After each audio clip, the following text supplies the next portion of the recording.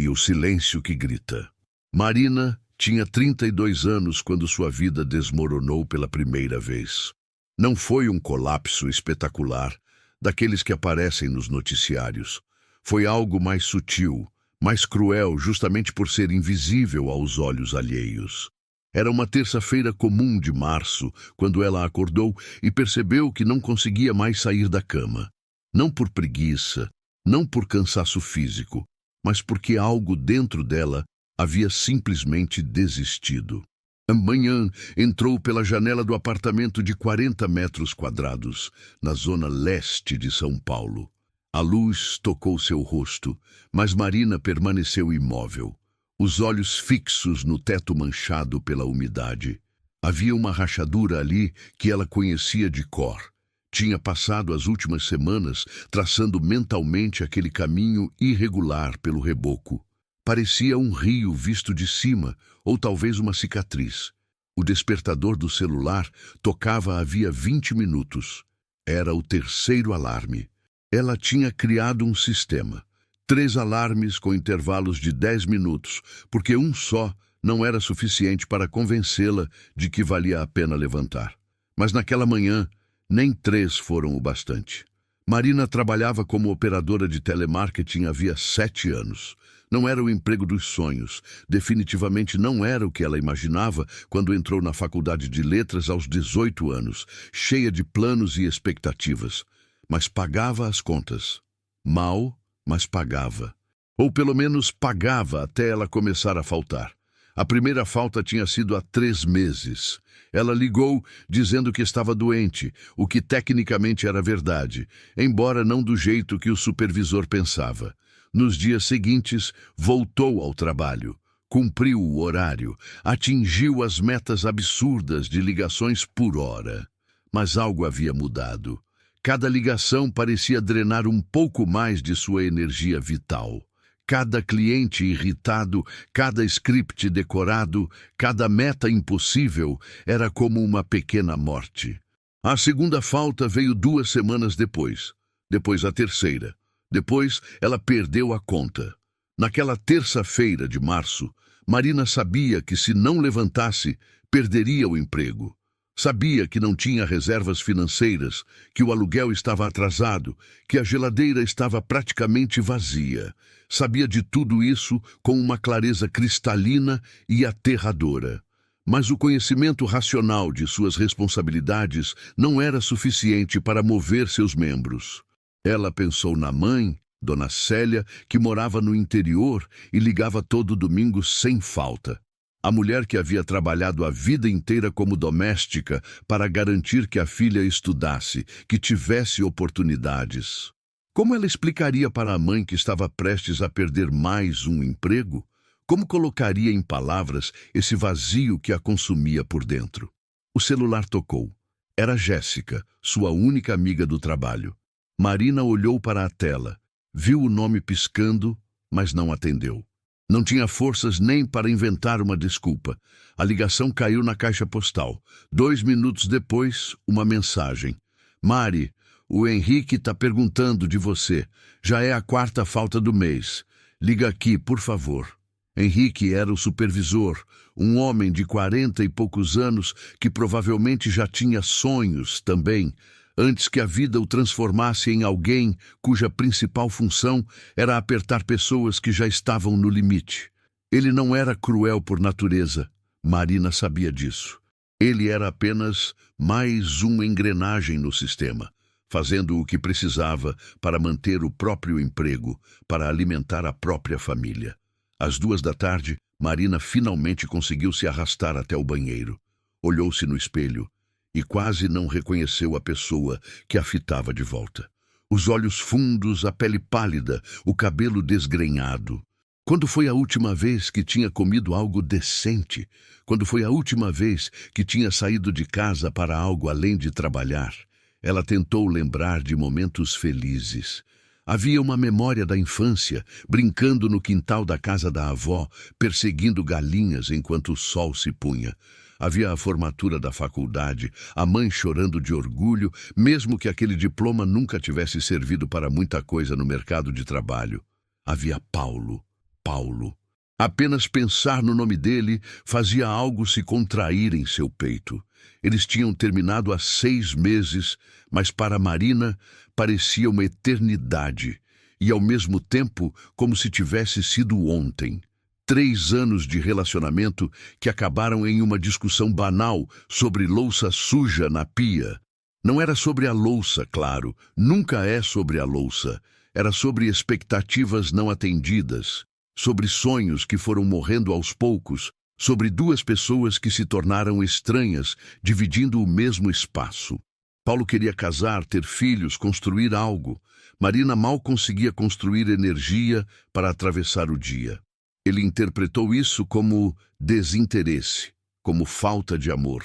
Como explicar que não era sobre ele, mas sobre a incapacidade dela de enxergar qualquer futuro, qualquer possibilidade?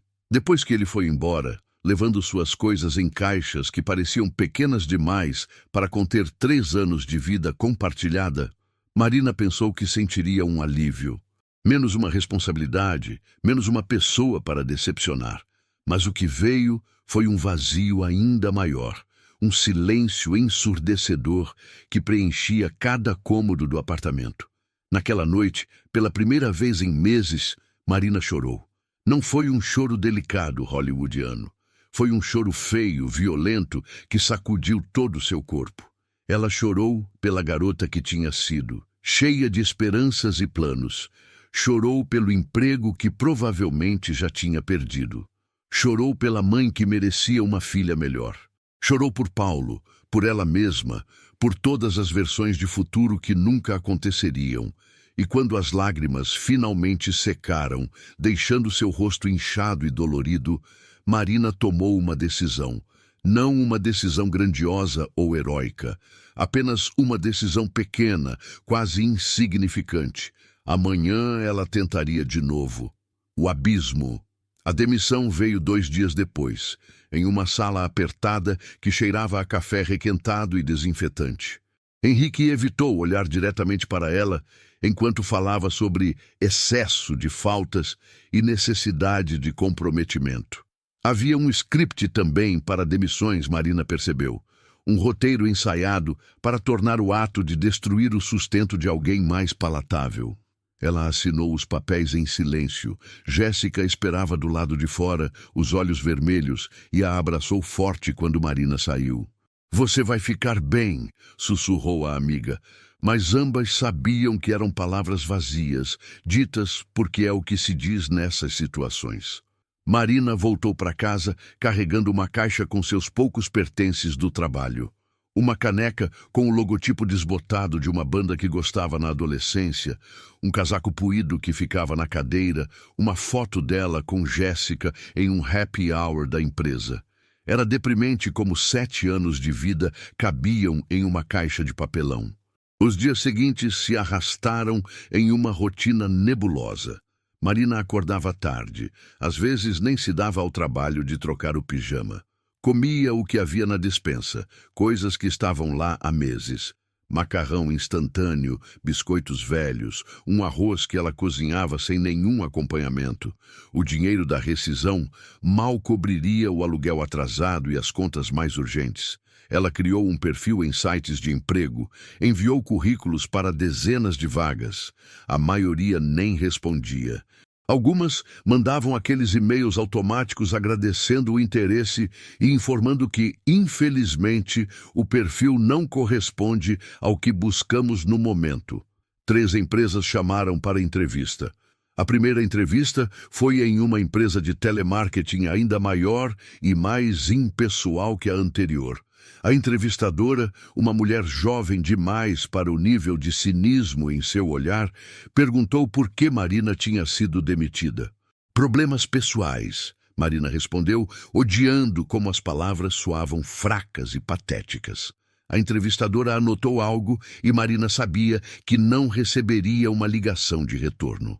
A segunda entrevista foi para uma vaga de atendente em uma loja de roupas. O salário era menor, mas Marina estava disposta a aceitar qualquer coisa. O gerente era simpático, fez perguntas sobre experiência em vendas. Marina mentiu, disse que adorava trabalhar com o público. Ela até acreditou na própria mentira por alguns minutos. Mas quando ele perguntou sobre sua disponibilidade para trabalhar fins de semana e feriados, algo no rosto dela deve ter entregado seu desespero, porque ele rapidamente mudou de assunto. 2 semanas depois, recebeu um e-mail de recusa. A terceira entrevista nunca aconteceu. Marina acordou no dia marcado, tomou banho, escolheu a roupa menos amassada que tinha. Chegou até o ponto de ônibus. E então, simplesmente, não conseguiu embarcar. Ficou ali parada, vendo 3 ônibus passarem, enquanto outras pessoas entravam e saíam, seguindo com suas vidas. Voltou para casa e passou o resto do dia na cama. Foi Jéssica quem a salvou de afundar completamente naquele mês. A amiga aparecia de surpresa, sempre trazendo algo, às vezes comida, às vezes apenas sua presença. Ela não fazia perguntas difíceis, não oferecia conselhos não solicitados. Apenas ficava ali, às vezes em silêncio, às vezes contando fofocas bobas do trabalho. Você precisa conversar com alguém, Jéssica disse certo dia, depois de encontrar Marina ainda de pijama às 4 da tarde. Um profissional, sabe? Isso é mais sério do que você pensa. Marina sabia que a amiga estava certa, mas terapia custava dinheiro que ela não tinha. E havia algo mais, uma vergonha profunda e irracional de admitir em voz alta que não estava conseguindo lidar com a vida. Como se falar sobre isso tornasse tudo mais real, mais permanente. Mas Jéssica era persistente. Ela pesquisou, encontrou clínicas com atendimento gratuito ou valores reduzidos, mandou os endereços para Marina. Só tenta, implorou. Por mim. Marina finalmente cedeu mais para aliviar a preocupação da amiga do que por acreditar que ajudaria. Marcou uma consulta em um centro de saúde mental na Zona Sul. A sala de espera estava lotada, pessoas com olhares vazios ou ansiosos, todos ali reconhecendo que precisavam de ajuda, mas sem saber exatamente que tipo de ajuda seria possível. Doutora, Regina tinha uns 50 anos, cabelos grisalhos presos em um coque frouxo e um olhar que conseguia ser profissional e acolhedor ao mesmo tempo. Ela não tentou resolver tudo na primeira sessão, apenas ouviu. E pela primeira vez em meses, Marina falou. Falou sobre o trabalho, sobre Paulo, sobre a sensação de estar afogando em um mar de concreto. Falou sobre a culpa de decepcionar a mãe, sobre o medo de que isso fosse sua vida para sempre. Você está deprimida, doutora. Regina disse com uma gentileza que fez os olhos de Marina arderem. E não há vergonha nisso. É uma doença, Marina, como qualquer outra, e pode ser tratada. As palavras deveriam ter trazido alívio, mas o que Marina sentiu foi mais complexo. Havia um certo conforto em ter um nome para o que sentia, mas também um medo profundo. Se era uma doença, significava que algo estava quebrado nela? Significava que ela era fraca? Doutora. Regina, como se lesse seus pensamentos, continuou. Depressão não é fraqueza, é uma resposta do seu cérebro a uma sobrecarga de estresse, trauma e dor. Você não escolheu isso, mas pode escolher buscar ajuda. Começaram as sessões semanais. Doutora Regina recomendou também um psiquiatra para avaliar a necessidade de medicação. Marina resistiu no início, presa a um preconceito que nem sabia que tinha sobre remédios para a mente. Mas depois de uma conversa honesta sobre como os antidepressivos funcionavam, aceitou tentar. As primeiras semanas de medicação foram difíceis. Náusea, insônia, uma sensação estranha de estar desconectada de si mesma. Doutora Regina a avisou que isso aconteceria, que levaria tempo para o corpo se ajustar. É uma maratona, não uma corrida de 100 metros, ela dizia.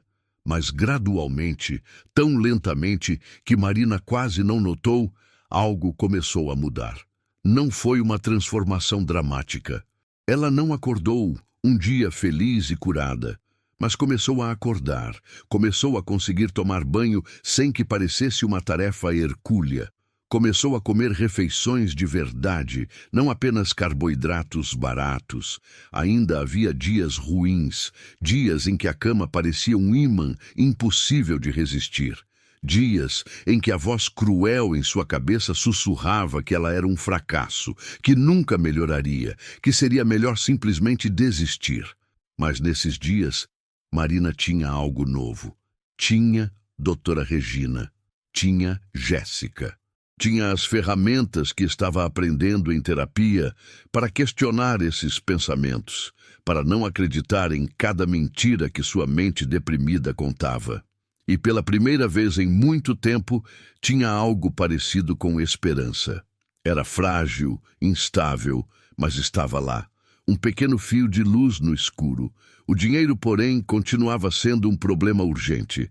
A rescisão tinha acabado, o aluguel estava 2 meses atrasado. O senhorio, seu Mário, era um homem decente que tinha dado a ela mais tempo do que deveria, mas sua paciência estava no limite. Marina sabia que precisava fazer algo, e rápido. Foi quando ela se lembrou da escrita. Na faculdade, Marina adorava escrever. Contos, poemas, até começou um romance que nunca terminou. Professores diziam que ela tinha talento. Mas depois da formatura, quando as contas começaram a chegar e nenhuma editora demonstrava interesse em seus manuscritos, a escrita foi empurrada para um canto esquecido de sua vida. Mas talvez pudesse ser uma fonte de renda, mesmo pequena. Ela pesquisou sobre trabalho freelance, redação de conteúdo, ghostwriting. Os valores não eram grandes, mas eram algo. E mais importante, ela poderia fazer de casa, no seu próprio ritmo. Criou perfis em plataformas de freelance, oferecendo serviços de redação. Os primeiros trabalhos foram humilhantes. Textos sobre 10 maneiras de emagrecer para o verão e como escolher o melhor seguro de carro. Nada que exigisse criatividade ou intelecto, mas pagavam. Pouco, mas pagavam. Marina escrevia à noite, quando a medicação a deixava paradoxalmente mais acordada. Às vezes, escrevia até o sol nascer, os dedos voando sobre o teclado do notebook velho que travava a cada 10 minutos.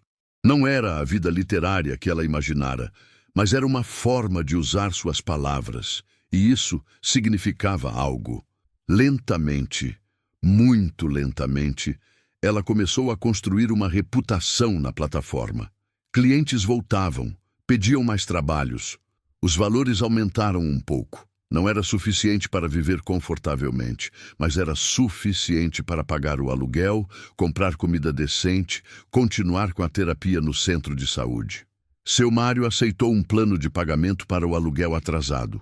Marina fez questão de honrar cada parcela, mesmo que isso significasse pular refeições ocasionalmente. Ela precisava provar, principalmente para si mesma, que era capaz de assumir responsabilidade, de reconstruir. Jéssica continuava visitando, agora com menos preocupação no olhar. "Você está diferente", ela comentou um dia. "Melhor. Não completamente melhor, mas mais você." Marina não sabia explicar, mas entendia o que a amiga queria dizer. Ela ainda não era a pessoa que fora antes da depressão. Talvez nunca voltasse a ser, mas estava se tornando alguém novo, alguém que tinha olhado para o abismo e decidido recuar. O fantasma do passado. 3 meses depois de começar como freelancer, Marina tinha estabelecido uma rotina. Acordava às 8, tomava café da manhã de verdade, trabalhava até o meio-dia. À tarde, às vezes saía para caminhar no parque próximo.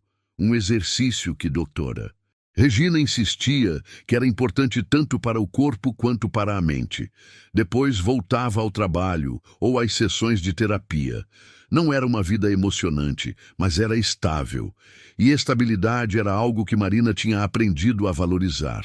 Foi em uma dessas caminhadas no parque que ela encontrou Paulo. Ele estava sentado em um banco, olhando o celular. Marina o viu primeiro e teve aquela vontade instintiva de virar e ir para o outro lado.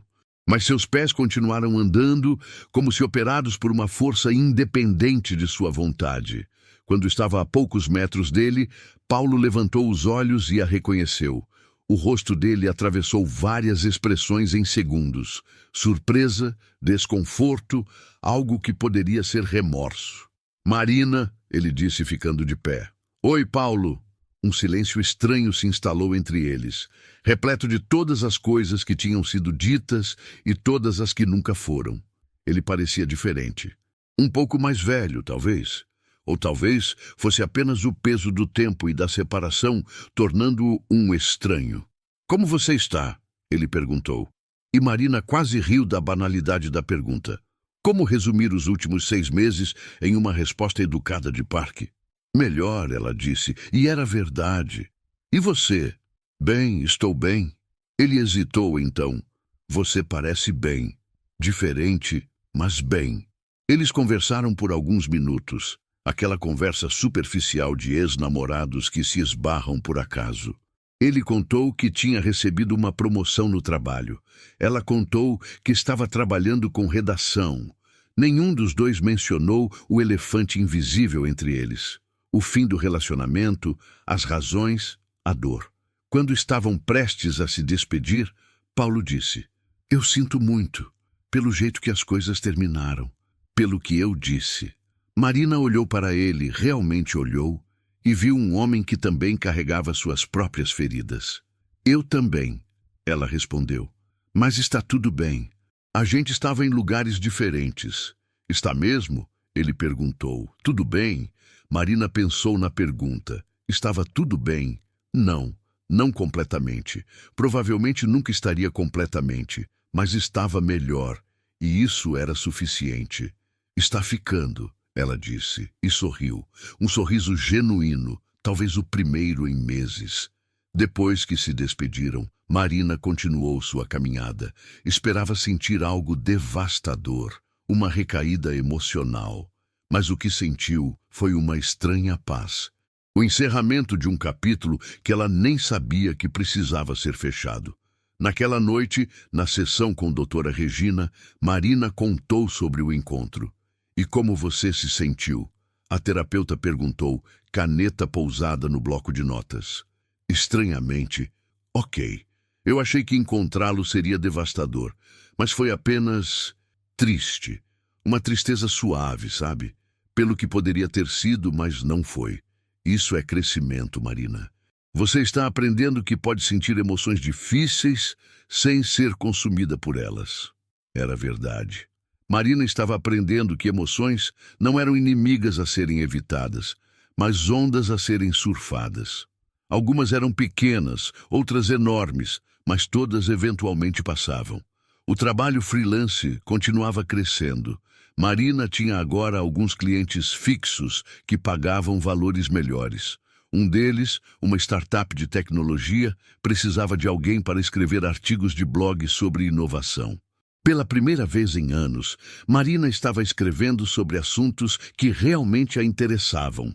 Foi nesse trabalho que ela conheceu Túlio, o fundador da startup. Eles se comunicavam principalmente por e-mail, mas eventualmente começaram a ter videochamadas para discutir os conteúdos. Túlio era alguns anos mais velho, tinha um entusiasmo contagiante por tecnologia e uma risada fácil. Não era romance, pelo menos não no início. Era apenas uma conexão profissional que gradualmente se tornou amizade. Eles começaram a conversar sobre coisas além do trabalho. Ele contou sobre seu divórcio, sobre os desafios de começar um negócio do zero. Ela contou, em termos vagos, sobre seu próprio ano difícil. Você é mais forte do que pensa, Túlio disse em uma de suas conversas, depois que Marina mencionou seus problemas recentes. A palavra forte ainda a incomodava. Ela não se sentia forte. Sentia-se como alguém que estava apenas sobrevivendo, um dia de cada vez. Mas talvez fosse isso que força significava. Não a ausência de medo ou dor, mas a escolha de continuar apesar deles. Maio chegou trazendo chuvas intensas que alagavam as ruas e deixavam o apartamento de Marina com um cheiro persistente de mofo. Ela finalmente tinha conseguido pagar todo o aluguel atrasado e estava até economizando um pouco. Não muito, mas o suficiente para se sentir menos sufocada. A mãe ligou em um domingo, como sempre. Dona Célia tinha 70 anos e uma saúde frágil, mas se recusava a admitir qualquer fraqueza. "Como está minha filha?" ela perguntou, e Marina conseguiu dizer, "bem", sem que fosse completamente uma mentira. Elas conversaram sobre trivialidades. O tempo, os vizinhos da mãe, a novela que Dona Célia estava assistindo. Marina não contou sobre a depressão, sobre a demissão, sobre os meses de luta. Não queria preocupar a mãe, já tão carregada com seus próprios problemas. Mas no final da ligação, Dona Célia disse algo que ficou com Marina. "Eu te criei para ser forte, minha filha. Sei que a vida não é fácil, mas você sempre foi uma lutadora. Não esquece disso." Marina desligou o telefone com um nó na garganta. Será que a mãe suspeitava de algo? Ou eram apenas palavras de uma mãe que sempre se preocupava com a filha, mesmo à distância? Naquela noite, Marina fez algo que não fazia há meses. Abriu o arquivo do romance que tinha começado na faculdade. Eram 150 páginas de uma história sobre uma mulher que viajava pelo interior do Brasil em busca de algo que ela mesma não sabia o que era. Lendo agora, com olhos mais velhos e feridos, Marina viu todos os defeitos. Os diálogos artificiais, as descrições excessivas, os temas ingênuos, mas viu também algo de valor ali. Uma voz crua e imperfeita, mas autenticamente dela. Ela começou a escrever novamente, não reescrevendo o romance antigo, mas começando algo novo. Uma história sobre uma mulher que perde tudo e tem que se reconstruir do zero. Era dolorosamente autobiográfico, mas Marina descobriu que havia catarse em transformar sua dor em ficção. Escrevia nas madrugadas, depois de terminar os trabalhos freelance. As palavras fluíam de uma forma que não acontecia desde a faculdade. Às vezes chorava enquanto escrevia, às vezes ria, mas sempre se sentia mais leve depois. Doutora Regina observou a mudança. "A escrita está te ajudando", ela comentou. "É uma forma de processar o trauma, de dar forma ao caos." "Acho que sim. Pela primeira vez, sinto que estou criando algo que importa. Não sei se é bom, se alguém além de mim vai ler, mas importa para mim. E isso é suficiente." Esse é um insight importante, Marina. Sua validação não pode vir apenas de fontes externas. Precisa vir também de dentro. Era uma lição que Marina estava lentamente aprendendo.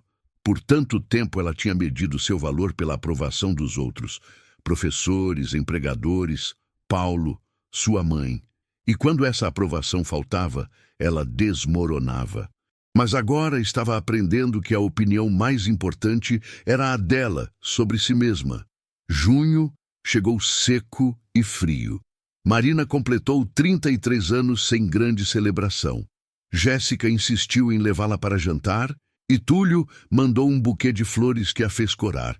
Era um aniversário simples, mas foi o primeiro em anos que ela não passou sozinha ou fingindo estar feliz. O recomeço. Foi no aniversário que Marina tomou uma decisão que mudaria tudo. Sentada no pequeno restaurante japonês que Jéssica escolhera, saboreando sushi que ela teria considerado extravagante meses atrás, Marina olhou para a amiga e disse: "Acho que vou me candidatar a um emprego de verdade." Jéssica parou com o hash no ar. "Sério? Achei que você estivesse gostando do freelance." "Estou, mas preciso de estabilidade, benefícios e acho que estou pronta." Era verdade. Depois de meses trabalhando sozinha em casa, Marina sentia falta de interação humana regular. E embora o freelance pagasse as contas, mal sobrava alguma coisa. Ela queria economizar, queria ter uma reserva de emergência para que nunca mais se sentisse tão vulnerável. Na semana seguinte, Marina atualizou seu currículo. Desta vez, não escondeu o período de freelance. Não escondeu nada.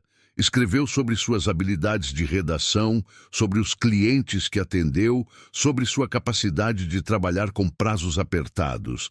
As primeiras respostas foram desanimadoras. Rejeições educadas, silêncios que eram respostas por si só. Mas Marina tinha algo agora que não tinha meses atrás: resiliência. Cada não doía um pouco menos que o anterior. Então veio a ligação da editora Horizonte. Era uma editora de médio porte, especializada em livros de não ficção. Estavam procurando uma revisora e redatora. O salário não era espetacular, mas era honesto e havia benefícios completos. A entrevista foi em uma terça-feira de julho. Marina acordou cedo, escolheu suas melhores roupas, praticou respostas para perguntas comuns. No ônibus a caminho do centro, ela percebeu que suas mãos tremiam. Mas não era o tremor paralisante da ansiedade que ela conhecia tão bem. Era nervosismo normal, humano. A entrevistadora era uma mulher chamada Beatriz, editora-chefe, por volta dos 40 anos, com óculos de armação vermelha e um sorriso genuíno.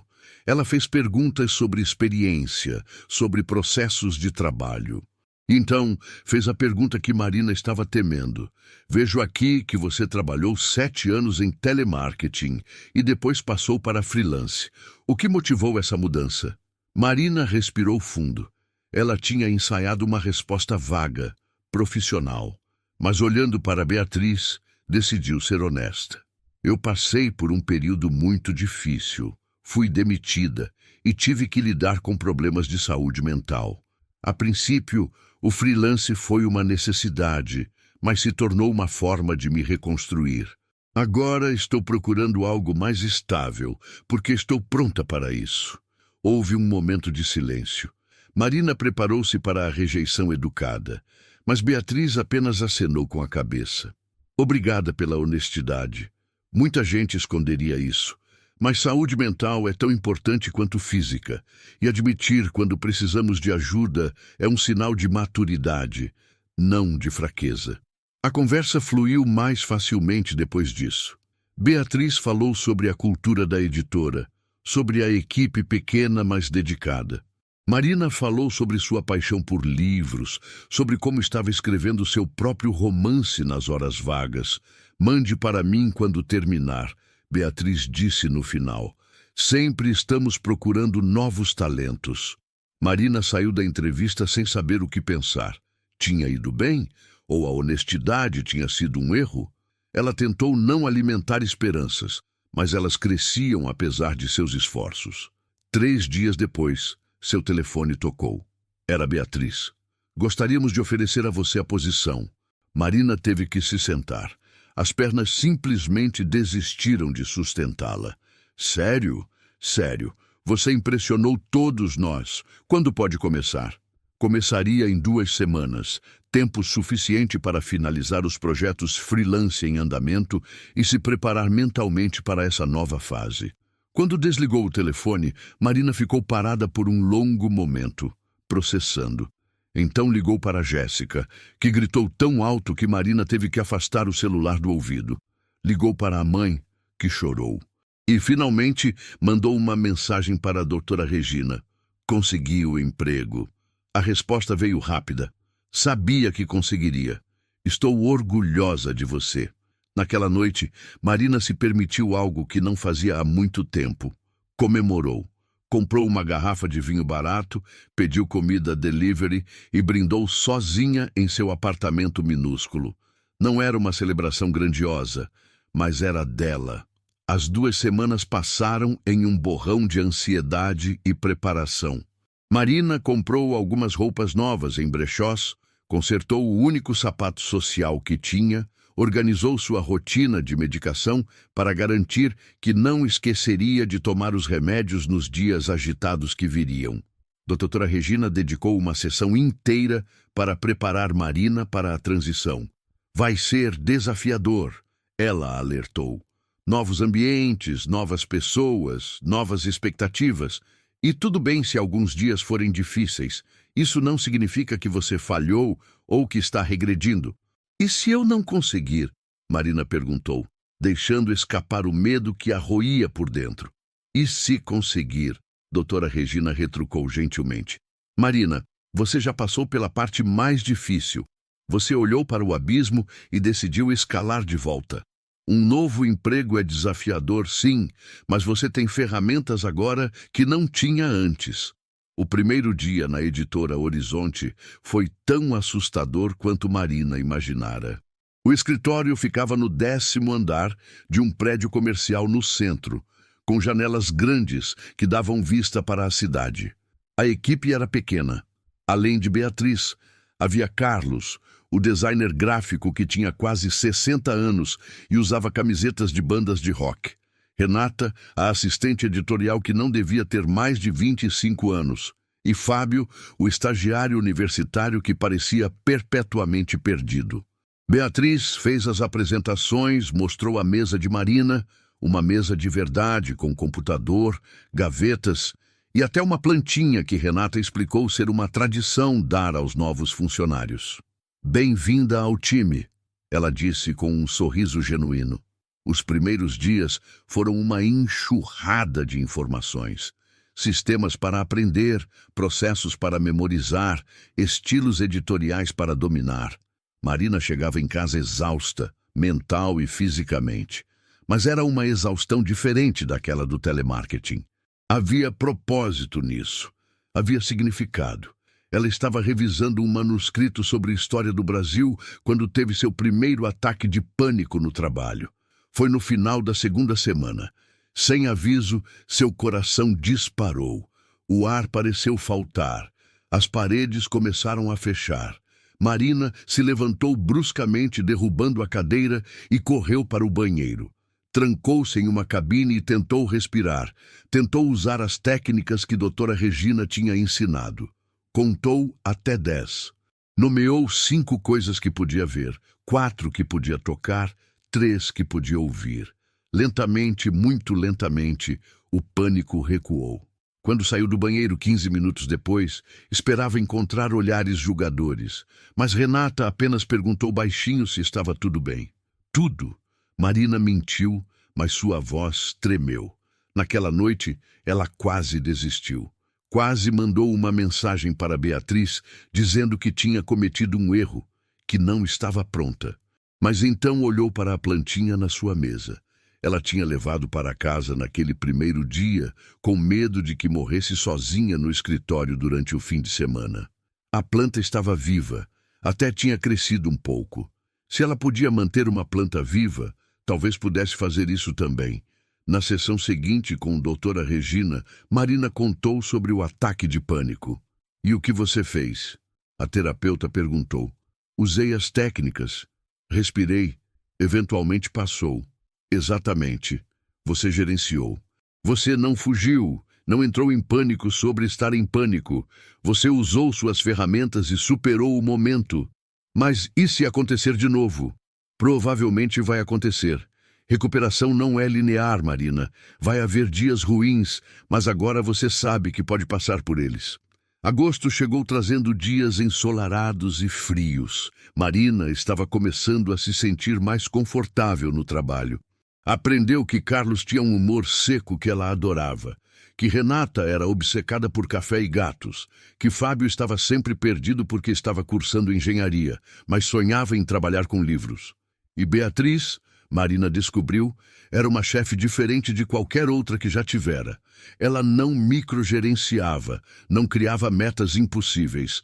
Tratava todos com respeito, ouvia ideias, admitia quando estava errada. Foi Beatriz quem, um mês após Marina começar, chamou-a para uma conversa. "Como está sendo?" ela perguntou, gesticulando para Marina sentar em sua sala. Marina hesitou. Deveria ser honesta ou dar a resposta corporativa segura. Decidiu pelo meio termo. "Está sendo bom. Desafiador, mas bom. Estou aprendendo muito." Beatriz assentiu. "Vi seu trabalho no manuscrito do Oliveira. Excelente revisão. Você pegou inconsistências que todos nós perdemos." "Obrigada. Quero te dar um projeto especial. Estamos pensando em lançar uma nova linha de livros, memórias e narrativas pessoais. Precisamos de alguém para ajudar a desenvolver o conceito, procurar autores potenciais. Você está interessada?" Marina sentiu algo se acender dentro dela. Uma linha editorial nova? Procurar novos autores? Muito interessada. Ótimo. Vamos discutir mais na próxima semana. E Marina, aquilo que você me contou na entrevista sobre escrever seu próprio romance? Continua escrevendo. Talento real é raro. Quando Marina saiu da sala de Beatriz, teve que lutar contra o impulso de chorar. Mas desta vez não eram lágrimas de desespero. Era algo diferente. Gratidão, talvez, ou esperança. O projeto da nova linha editorial consumiu Marina pelos próximos meses. Ela pesquisava tendências de mercado, lia pilhas de manuscritos enviados por agentes literários, participava de reuniões onde sua opinião era não apenas ouvida, mas valorizada. E nas noites e fins de semana, continuava escrevendo seu romance. A história tinha evoluído, ficado mais complexa. Já não era apenas sobre perda, mas sobre reconstrução, sobre encontrar beleza nas ruínas. Túlio, que havia se tornado um amigo constante através de mensagens e calls ocasionais, foi uma das primeiras pessoas a ler alguns capítulos. Marina, isso é incrível, ele disse em uma de suas conversas. Sério, é cru e honesto e... Caramba, é muito bom. Você está sendo gentil. Estou sendo honesto. Você tem que terminar isso e publicar. A ideia de publicar o romance parecia simultaneamente emocionante e aterrorizante. Significaria expor partes dela que sempre mantivera escondidas. Significaria vulnerabilidade em uma escala que a assustava. Mas talvez, pensou Marina, vulnerabilidade não fosse fraqueza. Talvez fosse o contrário. Setembro veio com suas características particulares. Nem frio, nem calor. Uma transição. Marina celebrou 6 meses de trabalho na editora e 7 meses de terapia consistente. Tinha até parado de contar os dias desde seu último episódio sério de depressão, o que doutora Regina disse ser um bom sinal. Você está vivendo, não apenas sobrevivendo, a terapeuta observou. Nota a diferença? Marina notava. Estava saindo com Renata e outros colegas ocasionalmente. Tinha retomado contato com alguns amigos da faculdade. Até tinha aceitado um convite para jantar com Túlio quando ele visitou São Paulo a trabalho. O jantar com Túlio foi agradável, assustadoramente agradável. Eles conversaram por horas sobre livros, tecnologia, vida. Ele contou sobre suas falhas empresariais antes do sucesso atual.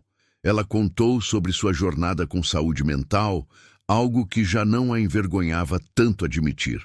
Você é incrível, Túlio disse no final da noite.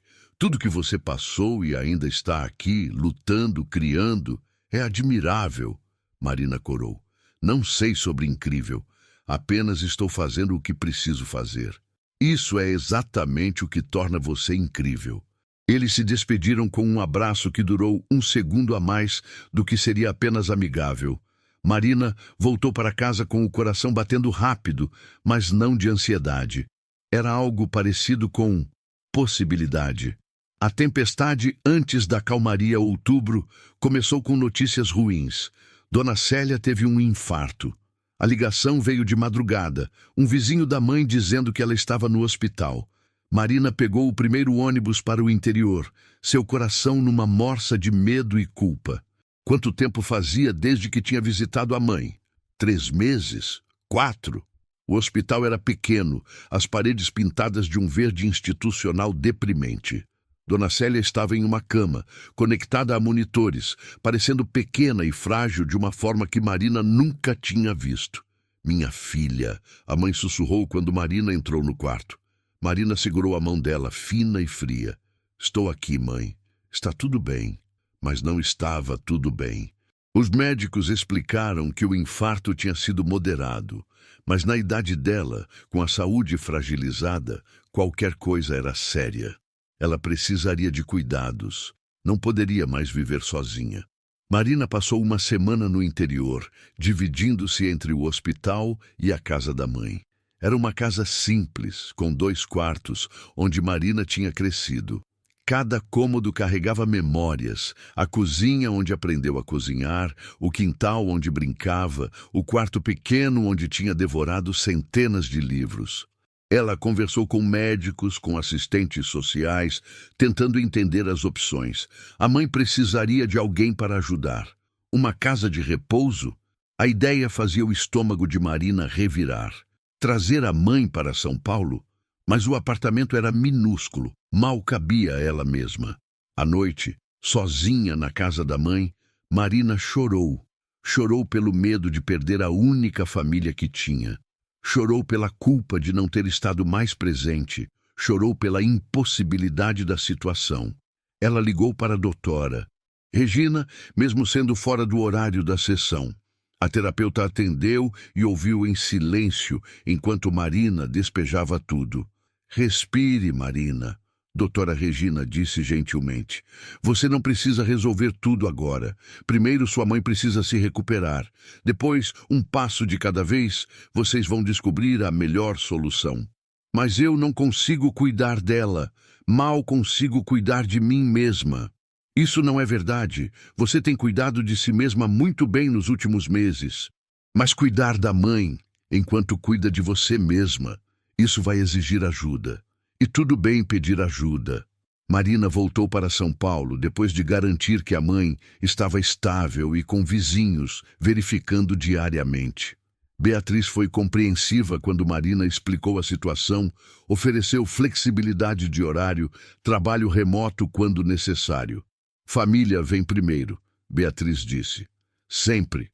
Mas a situação cobrou seu preço. Marina começou a pular sessões de terapia, dizendo que estava muito ocupada ou cansada. Começou a esquecer de tomar a medicação alguns dias. A escrita do romance parou completamente. Jéssica notou primeiro. Você está se deixando de lado de novo, ela disse durante um café. Eu entendo, sua mãe precisa de você, mas você também precisa de você. Não tenho tempo para mim mesma agora. Marina, você sabe onde esse caminho leva. A gente já passou por isso. Você não pode cuidar da sua mãe se você desmoronar. Marina sabia que a amiga estava certa, mas saber e conseguir fazer algo a respeito eram coisas diferentes. As coisas pioraram em novembro. A mãe teve uma queda em casa, nada quebrado, mas um susto grande. O médico foi claro, ela não podia mais viver sozinha. Marina usou todas suas economias para contratar uma cuidadora que ficaria com a mãe durante o dia. À noite, vizinhos ajudavam. Mas o dinheiro escorria rapidamente, e Marina se viu fazendo freelances extras à noite, sacrificando sono e saúde mental. Foi Túlio quem a confrontou. Eles tinham mantido contato desde o jantar, conversando quase diariamente. Quando Marina cancelou pela terceira vez seguida uma call que tinham marcado, ele ligou. O que está acontecendo? Ele perguntou, preocupação evidente na voz. Marina contou tudo. Sobre a mãe, sobre o dinheiro, sobre como estava se sentindo afogada novamente. Por que você não me contou antes? Túlio perguntou. Porque, não sei, não queria ser um fardo. Marina. Sua voz era firme, mas gentil.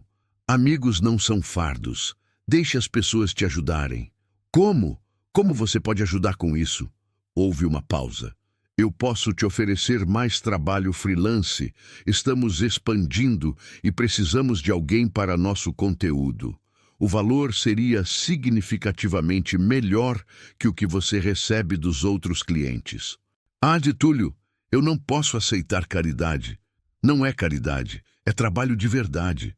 Eu só estou oferecendo primeiro porque você é boa e porque é minha amiga. Mas se você preferir, posso fingir que estou fazendo um favor para a empresa e não para você. Marina riu apesar de tudo. Você é impossível. Então aceita? Ela aceitou.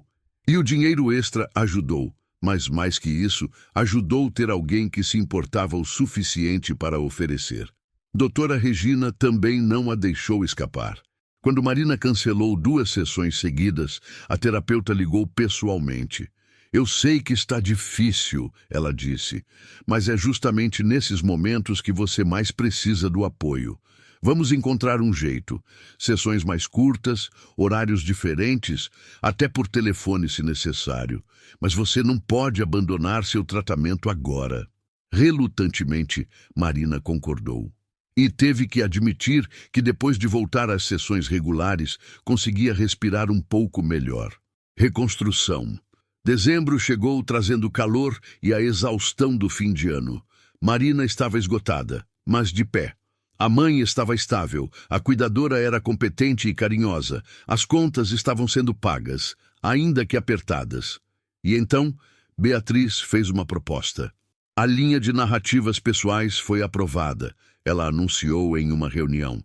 E queremos que você seja a editora responsável. Marina piscou. Eu, você, é sua visão, seu projeto, e francamente, você tem o olhar certo para isso. Então, o que acha?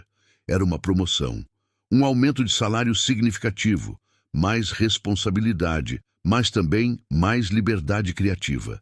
Eu aceito, Marina disse, e pela primeira vez em semanas sorriu de verdade. O aumento salarial aliviou a pressão financeira. Marina conseguiu contratar uma cuidadora para período integral, alguém que também dormisse na casa da mãe.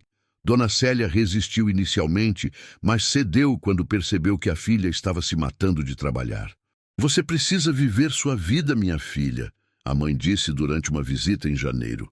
Ela estava melhor, mais forte. Eu já vivi a minha. Foi boa. Agora é sua vez. Mãe, não fala assim. Não estou morrendo, criatura dramática. Dona Célia revirou os olhos.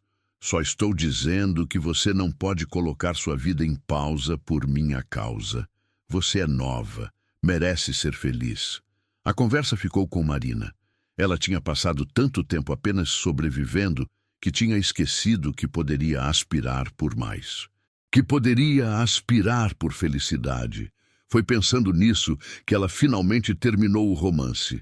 Eram 280 páginas de uma história que era dela, mas também de qualquer pessoa que já tinha lutado contra suas próprias sombras. Ela enviou o manuscrito para Beatriz sem muita expectativa. A resposta veio 3 semanas depois. Beatriz queria publicá-lo na nova linha editorial. É exatamente o tipo de narrativa que estamos procurando, ela explicou. Honesta, crua, mas cheia de esperança. Vai ressoar com muita gente. Marina não conseguiu processar de imediato. Seu livro, publicado, real. Jéssica comemorou como se fosse dela a vitória. Túlio mandou flores e uma mensagem. Eu te disse que você conseguiria. Até a doutora Regina, que mantinha profissionalismo em todas as sessões, deixou escapar um sorriso orgulhoso. Você percebe o quanto caminhou? Ela perguntou. Há 1 ano você não conseguia sair da cama. Agora está publicando um romance. Marina percebeu. Ela olhava para trás e mal reconhecia a pessoa que tinha sido. Aquela Marina estava tão perdida, tão quebrada. Esta Marina ainda tinha suas lutas, seus dias ruins, mas tinha também ferramentas, esperança, propósito, florescer. Março chegou, completando exatamente 1 ano desde aquela terça-feira terrível, quando Marina não conseguira sair da cama. Ela marcou no calendário, não como um lembrete sombrio, mas como uma medida de distância percorrida. O lançamento do livro estava marcado para junho. Marina estava nervosa e empolgada em proporções iguais. A editora tinha programado um pequeno evento de lançamento, nada grandioso, mas significativo. Foi durante os preparativos para o lançamento que Túlio visitou São Paulo novamente. Desta vez, não foi apenas para trabalho. Ele tinha admitido, em uma conversa sincera por telefone, que sentia algo por ela. Algo além de amizade. Marina tinha ficado em silêncio por um longo momento, processando. Ela sentia algo também? Sim. Era assustador.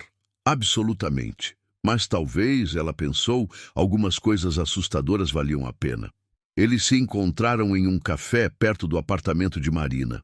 Túlio estava nervoso, ela percebeu, o que era adorável em alguém normalmente tão confiante. Olha, ele começou, mexendo na xícara de café. Eu não quero pressionar. Sei que você passou por muita coisa e que talvez não seja o momento certo. Mas eu precisava ser honesto sobre o que sinto. Marina olhou para ele. Realmente olhou. Viu alguém gentil. Alguém que a tinha visto no seu pior momento e não tinha fugido.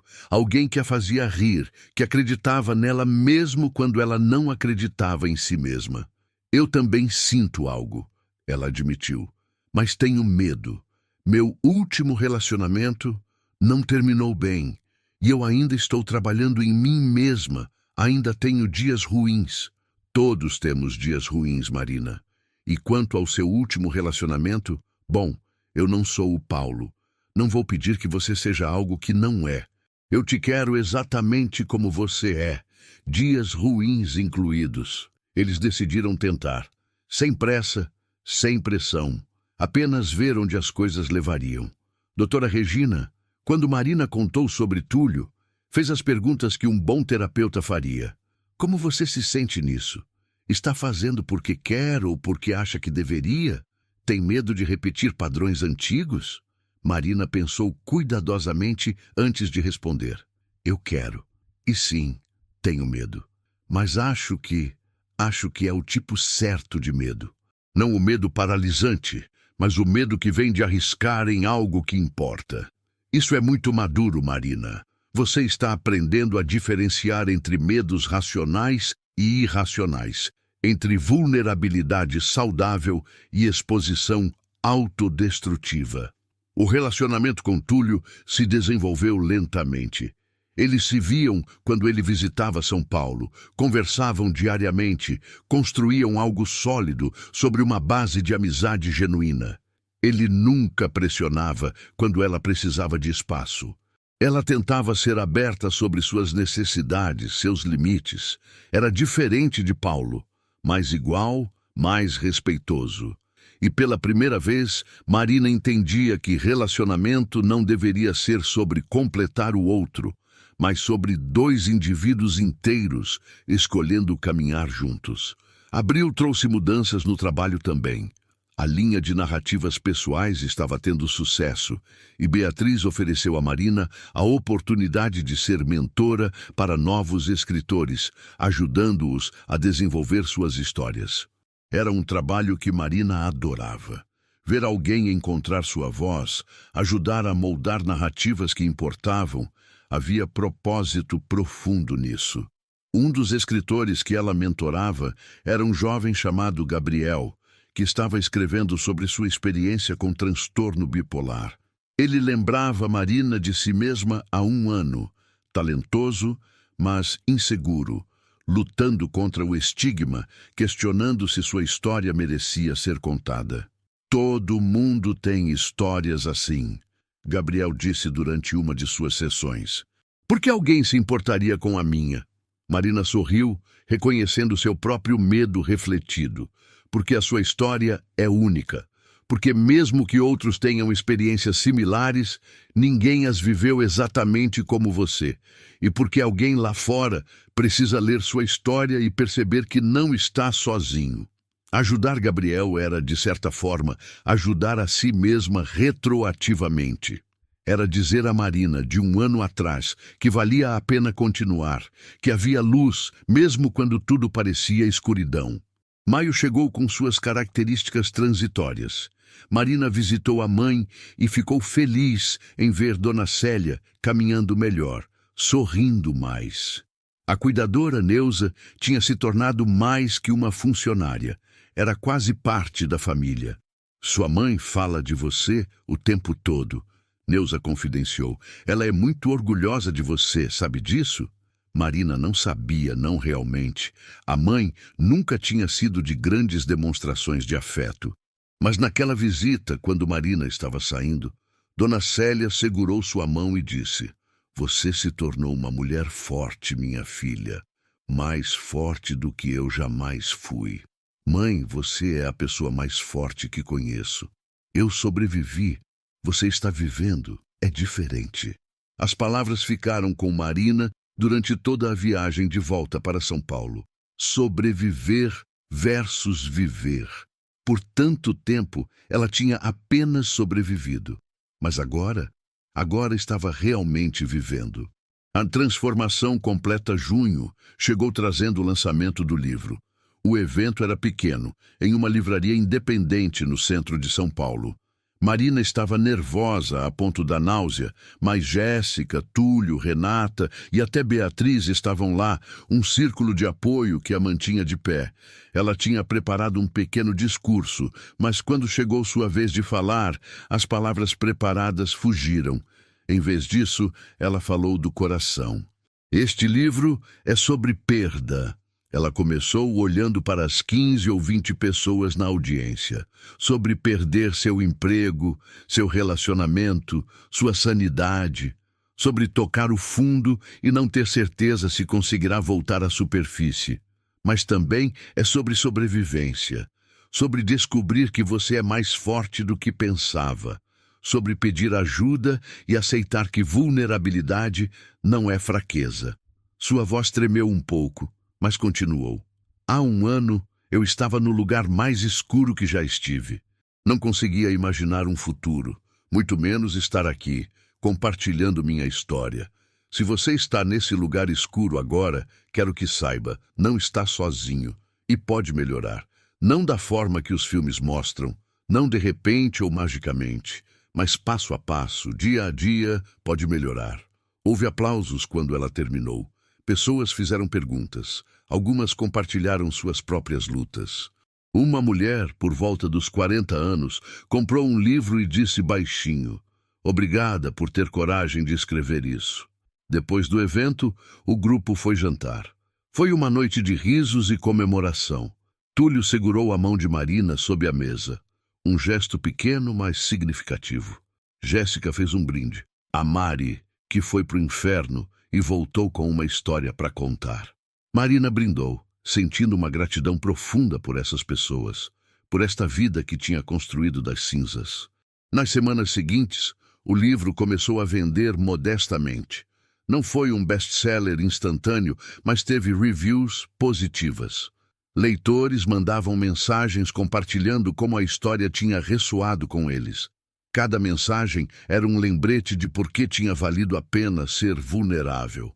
Um dos e-mails veio de uma estudante universitária chamada Ana, que escreveu: "Eu estava pensando em desistir de tudo quando li seu livro. Ele me fez perceber que talvez eu apenas precise de ajuda, não desistir. Obrigada por me dar esperança." Marina leu o e-mail 3 vezes, lágrimas escorrendo pelo rosto. Se o livro tivesse alcançado apenas uma pessoa, já teria valido a pena. Júlio trouxe notícias inesperadas. Um produtor de podcast tinha lido o livro e queria entrevistar Marina. Era um podcast popular sobre saúde mental e superação. Marina aceitou, nervosa, mas determinada a usar sua plataforma para ajudar outros. A entrevista foi desafiadora. O entrevistador fez perguntas profundas sobre depressão, suicídio, recuperação. Marina respondeu com honestidade brutal, não suavizando nada, mas também enfatizando a esperança, o tratamento, a possibilidade de recuperação. Depois que o episódio foi ao ar, o livro vendeu mais. Mas mais importante, Marina recebeu centenas de mensagens de pessoas compartilhando suas próprias histórias, agradecendo pela franqueza, pedindo conselhos. Ela não tinha todas as respostas. Ainda lutava com seus próprios demônios, mas podia oferecer o que tinha, sua história, sua empatia, sua crença de que recuperação era possível. Foi durante esse período que Marina percebeu algo fundamental. Sua depressão não tinha desaparecido. Provavelmente nunca desapareceria completamente. Ainda havia dias ruins, dias quando levantar da cama era uma vitória. Mas agora ela tinha ferramentas, suporte, compreensão. "Acho que sempre vou ter que gerenciar isso", ela disse à doutora Regina em uma sessão. "A depressão não é algo que você cura de uma vez e pronto, é? Para muitas pessoas, não." A terapeuta concordou. "É como qualquer condição crônica. Você aprende a gerenciar, tem períodos melhores e piores, mas com tratamento e suporte pode viver uma vida plena e significativa." Isso costumava me assustar, a ideia de que seria sempre uma luta. E agora? Marina pensou. Agora, ainda me assusta às vezes, mas também sei que posso lidar, que eu lido. Todos os dias que acordo e escolho continuar, estou lidando. Ciclos e novos começos.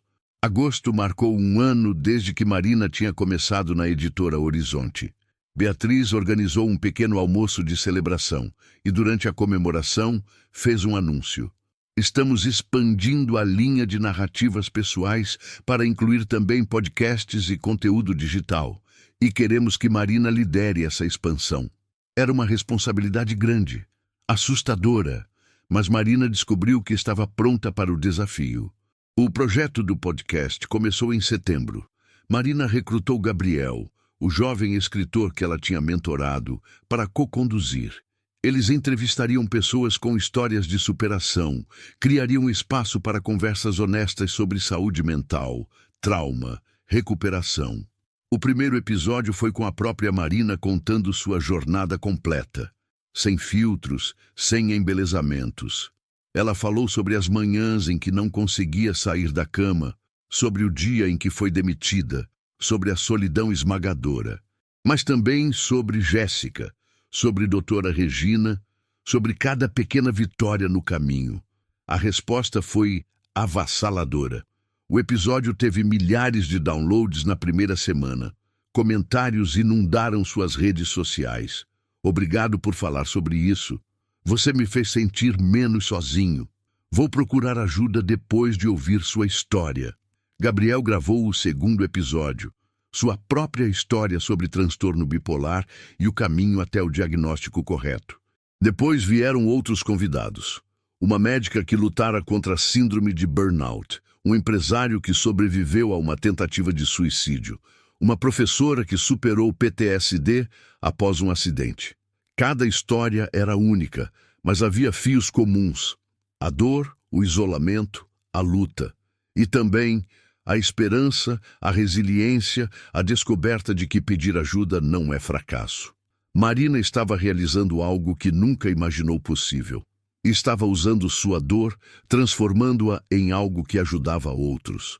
Havia propósito profundo nisso, uma sensação de que tudo pelo que passou tinha significado. Outubro trouxe uma surpresa. Paulo entrou em contato. A mensagem era simples. Vi seu livro em uma livraria. Comprei e li. Precisamos conversar? Marina ficou olhando para a mensagem por um longo tempo. Parte dela queria ignorar, deixar o passado no passado. Mas outra parte, a parte que tinha crescido e amadurecido, sabia que talvez ambos precisassem desse encerramento. Eles se encontraram no mesmo parque onde tinham se esbarrado meses antes.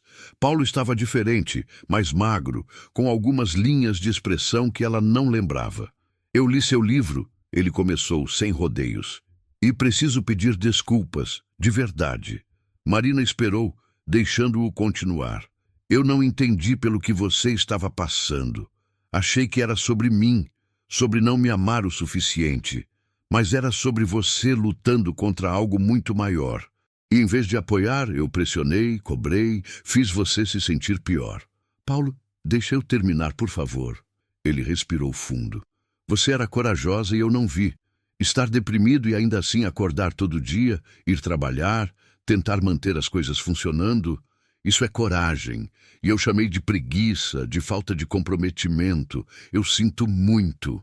Marina sentiu algo se soltar no peito, algo que nem sabia que estava preso. Obrigada por dizer isso. Significa muito. Você parece bem agora. Feliz, até. Estou melhor. Não curada, não perfeita, mas melhor. E sim, estou feliz. Ela pensou em Túlio, no trabalho, na vida que tinha construído. Estou realmente feliz. Eles conversaram mais um pouco, preenchendo lacunas, compartilhando atualizações de vida. Paulo estava em terapia também, trabalhando em suas próprias questões. Tinha começado a namorar alguém novo, mas devagar, aprendendo de seus erros. Quando se despediram dessa vez, foi com um senso genuíno de encerramento. Não havia rancor, não havia mágoa. Apenas duas pessoas que um dia se amaram, reconhecendo que às vezes o amor não é suficiente, mas que isso não invalida o que foi. Boa sorte, Marina, Paulo disse. Boa sorte para você também. Marina voltou para casa sentindo-se mais leve. O fantasma de Paulo, que tinha assombrado seus relacionamentos e seu senso de valor próprio, finalmente tinha sido exorcizado. Naquela noite, ela ligou para Túlio e contou sobre o encontro. "Como você se sente?" Ele perguntou, sempre fazendo as perguntas certas. "Em paz. Finalmente em paz com aquilo tudo. Fico feliz. Você merece paz." Novembro chegou trazendo calor intenso e o primeiro aniversário do relacionamento de Marina com Túlio. Eles decidiram comemorar de forma simples, um fim de semana na praia, apenas eles dois. Foi durante esse fim de semana, com os pés na areia e o som das ondas ao fundo, que Túlio disse: "Eu te amo." Eram 3 palavras simples, mas carregadas de significado. Marina sentiu o coração acelerar, não de ansiedade, mas de alegria. "Eu também te amo," ela respondeu, e era verdade. Era um amor diferente do que tinha sentido por Paulo. Mais maduro, mais consciente, um amor construído sobre amizade, respeito e aceitação mútua. "Não estou pedindo nada," Túlio continuou. "Não estou apressando nada, só queria que você soubesse." Marina beijou-o, agradecida por sua paciência, por sua compreensão. "Eu sei, e agradeço por isso." De volta a São Paulo, Marina continuou com sua rotina: trabalho, terapia, escrita, podcast. Mas agora havia também Túlio, integrando-se suavemente em sua vida sem tomar conta dela. Ele tinha começado a passar mais tempo em São Paulo, trabalhando remotamente algumas semanas por mês. Eles não moravam juntos. Marina não estava pronta para isso, e ele respeitava, mas havia uma rotina confortável. Jantares compartilhados, fins de semana juntos. Doutora Regina, sempre observadora, notou a mudança em Marina. "Você está diferente nas últimas semanas," ela comentou. "Mais relaxada, até seu corpo parece diferente." Marina pensou sobre isso. "Acho que estou aprendendo a confiar no Túlio, nas pessoas ao meu redor, em mim mesma." E como é isso? Assustador ainda, mas também libertador. Dezembro chegou, marcando quase 2 anos desde o início da jornada de Marina. 2 anos desde aquela manhã terrível, quando ela não conseguira sair da cama e seu mundo tinha desmoronado. A editora Horizonte fez uma festa de fim de ano. Marina estava lá, cercada por colegas que se tornaram amigos, celebrando um ano de sucessos. O podcast tinha milhares de ouvintes fiéis, o livro estava na 3ª edição. A linha de narrativas pessoais era uma das mais rentáveis da editora. Beatriz fez um brinde. A Marina, que provou que vulnerabilidade é força e que histórias verdadeiras são as que mais importam. Todos aplaudiram, e Marina sentiu as bochechas corarem, mas também sentiu orgulho. Orgulho genuíno do que tinha construído, do que tinha sobrevivido, de quem tinha se tornado. Na noite de Ano Novo, Marina estava no apartamento com Jéssica e Túlio. Eles assistiram aos fogos pela janela, taças de champanhe barato nas mãos. "Faz um pedido," Jéssica instigou quando o relógio bateu 00:30. Marina fechou os olhos. Há 2 anos, se alguém tivesse perguntado o que ela desejava, a resposta teria sido simples: sobreviver. Apenas sobreviver mais um dia. Agora ela tinha tantos desejos. Queria ver seu podcast crescer. Queria escrever outro livro. Queria continuar ajudando pessoas através de suas histórias. Queria ver a mãe feliz e saudável. Queria construir algo duradouro com Túlio. Mas principalmente ela desejou continuar crescendo, continuar aprendendo, continuar escolhendo a vida todos os dias. "O que você pediu?" Túlio perguntou, beijando seu rosto. "Não posso contar, senão não se realiza." Mas ela sorriu, e naquele sorriso estava toda a esperança e gratidão que carregava. Legado de Luz Janeiro do novo ano começou com uma ligação inesperada. Era uma produtora de televisão interessada em adaptar o livro de Marina para uma minissérie. A proposta era tentadora, boa compensação financeira, alcance massivo, mas Marina hesitou. Sua história era profundamente pessoal. Vê-la dramatizada, interpretada por atores, reembalada para entretenimento, seria capaz de lidar com isso? Ela conversou com todos em quem confiava. Beatriz achou que seria uma oportunidade incrível. Jéssica estava animada com a possibilidade. Túlio disse que a decisão era dela, mas que ele a apoiaria independentemente. Foi doutora Regina quem fez a pergunta certa. Por que você escreveu o livro? Para ajudar pessoas, para que outros soubessem que não estão sozinhos. E uma série de TV alcançaria mais pessoas que o livro? Sim. Então você já sabe sua resposta. Marina aceitou a proposta, mas com condições. Ela teria voz criativa, poderia revisar o roteiro, garantir que a mensagem central sobre saúde mental fosse tratada com respeito e precisão. As reuniões com roteiristas e produtores começaram em fevereiro. Foram meses de trabalho intenso, revisando scripts, sugerindo mudanças, lutando por autenticidade. Às vezes era exaustivo, mas Marina se manteve firme em sua visão. Durante esse período, o podcast continuava crescendo. Marina e Gabriel tinham encontrado um ritmo, uma química que ressoava com os ouvintes. Eles não eram especialistas clínicos, mas eram honestos, vulneráveis, dispostos a compartilhar suas próprias lutas enquanto ouviam as dos outros. Um episódio particularmente impactante foi com uma mãe que perdeu o filho para suicídio. Foi a gravação mais difícil que Marina já fez. Ela chorou abertamente durante a conversa, quebrou todas as regras de profissionalismo jornalístico. Mas os ouvintes responderam, dizendo que foi justamente essa humanidade que tornou o episódio poderoso. Março trouxe outra mudança. Túlio recebeu uma proposta para transferir permanentemente sua empresa para São Paulo. Ele não aceitou imediatamente, veio conversar com Marina primeiro. Não quero que você sinta pressão, ele disse. Se você não está pronta para esse nível de comprometimento, eu entendo. Posso continuar indo e vindo. Marina olhou para ele, esse homem que tinha sido tão paciente, tão compreensivo. Você quer se mudar para cá? Quero estar onde você está, mas não quero apressar você. E se não for apressar? E se for apenas o próximo passo natural? Eles conversaram por horas sobre expectativas, medos, esperanças. Marina foi honesta sobre suas preocupações. E se ela tivesse outro episódio depressivo? E se precisasse de espaço? E se não fosse a parceira ideal? Túlio ouviu tudo e então disse: Marina, eu não estou apaixonado por uma versão perfeita e idealizada de você. Estou apaixonado por você, episódios depressivos incluídos. Quando você precisa de espaço, vou dar espaço. Quando você precisa de apoio, vou apoiar. É assim que relacionamentos funcionam. Foi a resposta que ela precisava ouvir. Não promessas de que tudo seria perfeito, mas compromisso de enfrentar as imperfeições juntos. Túlio se mudou para São Paulo em abril. Eles não moraram juntos imediatamente. Marina ainda precisava de seu espaço próprio, e ele respeitou isso. Mas ele alugou um apartamento próximo, e lentamente suas vidas se entrelaçaram ainda mais.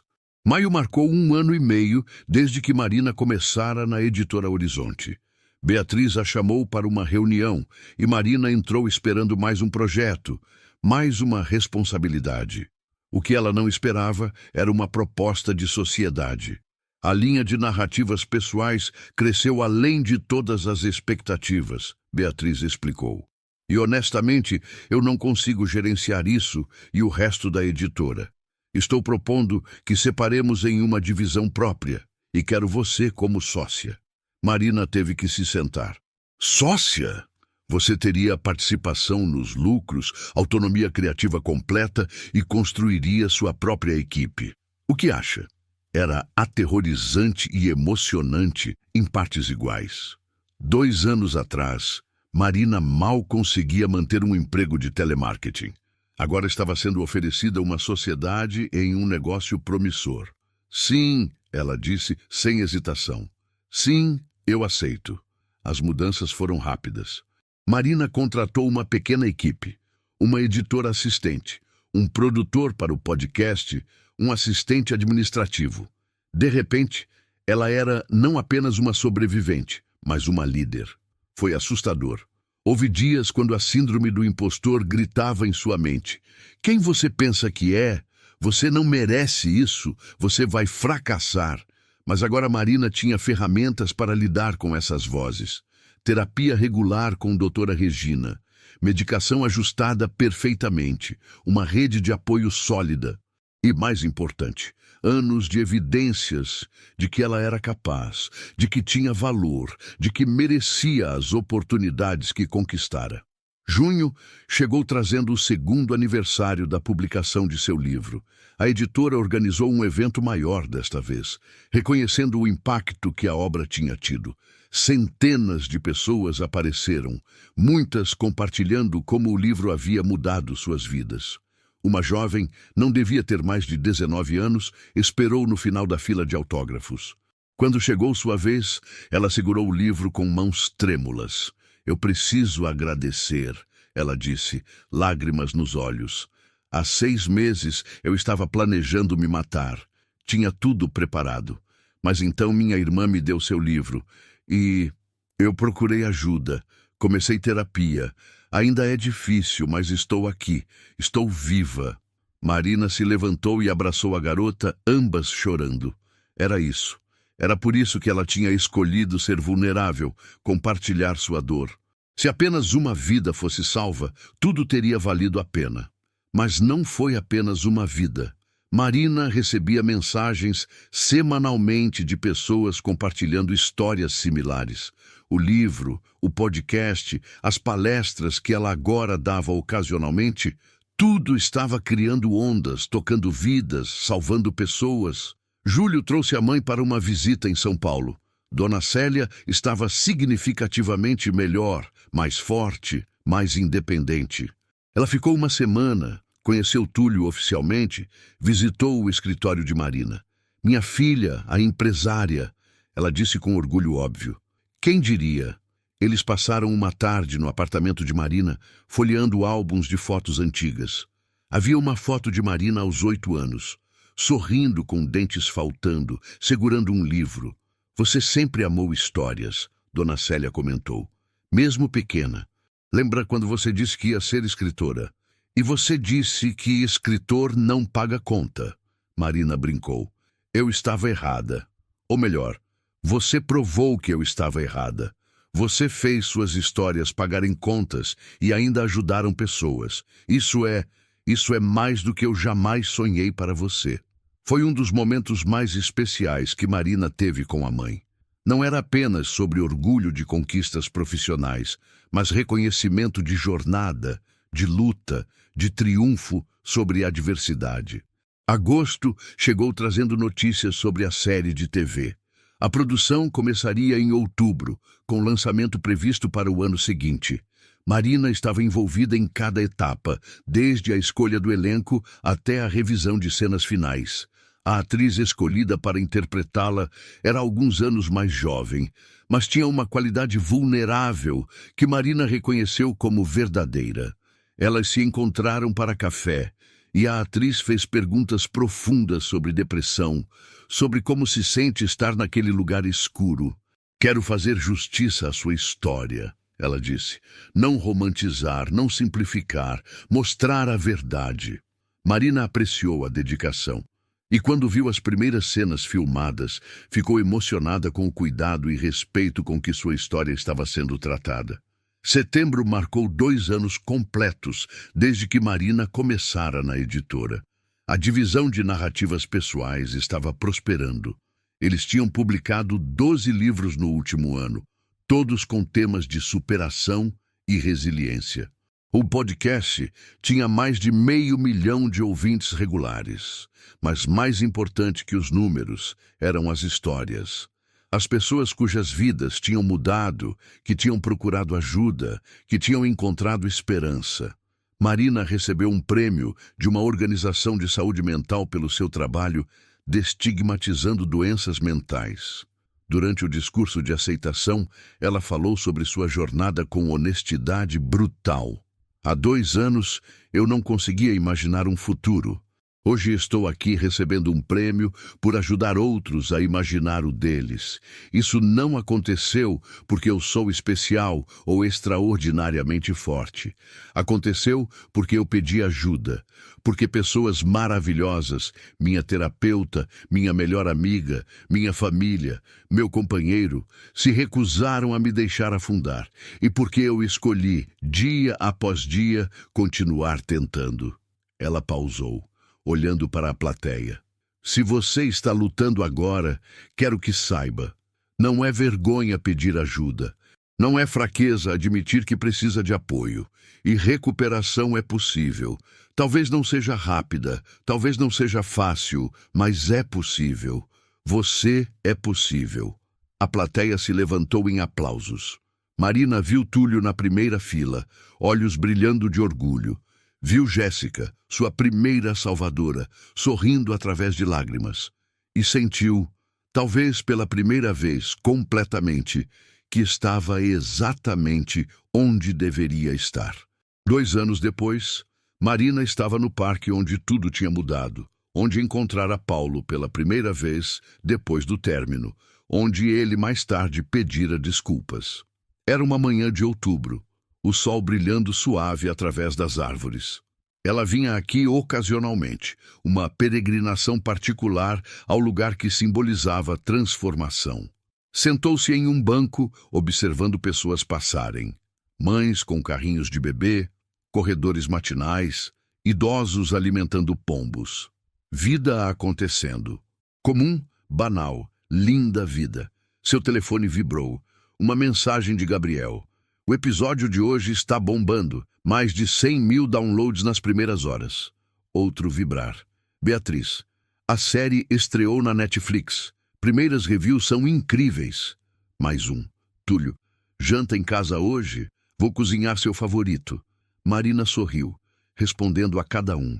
Sua vida era cheia agora, cheia de maneiras que ela nunca imaginara possível.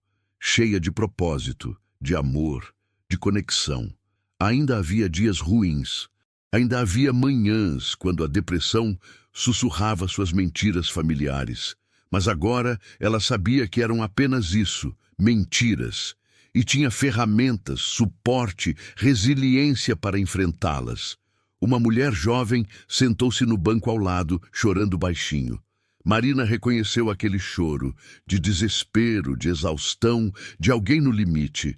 Por um momento, hesitou. Deveria intrometer-se? Mas então lembrou de Jéssica aparecendo em seu apartamento quando ela mais precisava, recusando-se a deixá-la sozinha. Desculpe, Marina disse gentilmente. Você está bem? A mulher olhou para cima, surpresa, limpando as lágrimas. Eu estou tendo um dia difícil. Entendo completamente dias difíceis. Marina pausou. Não quero ser intrometida, mas se quiser conversar, ou se precisar de recursos, estou aqui. Houve um momento de silêncio.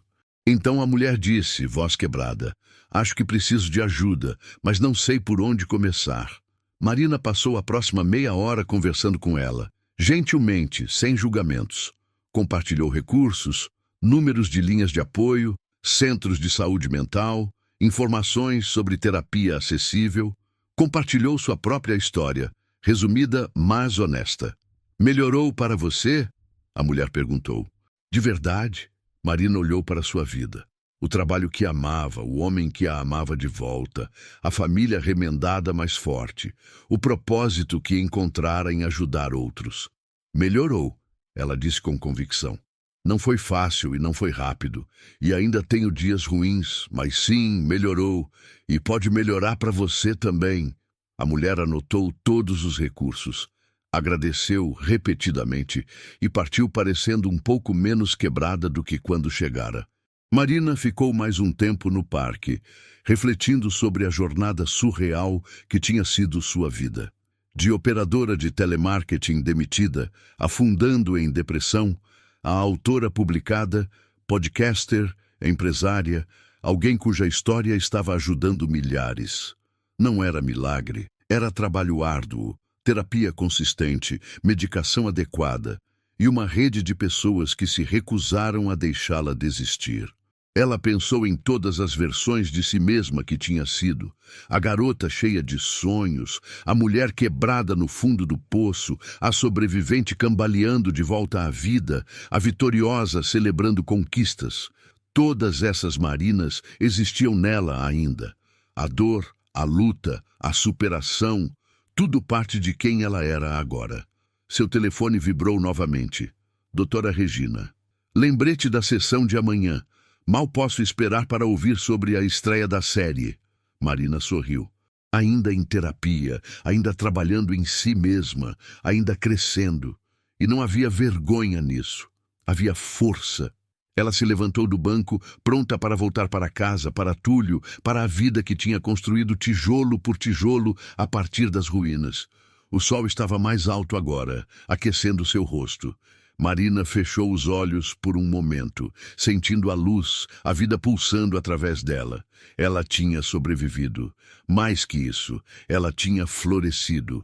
E se ela conseguiu, tantos outros também podiam. Era essa mensagem que ela levaria para frente, em cada livro que publicasse, cada episódio que gravasse, cada vida que tocasse. O silêncio que um dia gritou dentro dela agora sussurrava algo diferente. Esperança. E Marina, finalmente, acreditava.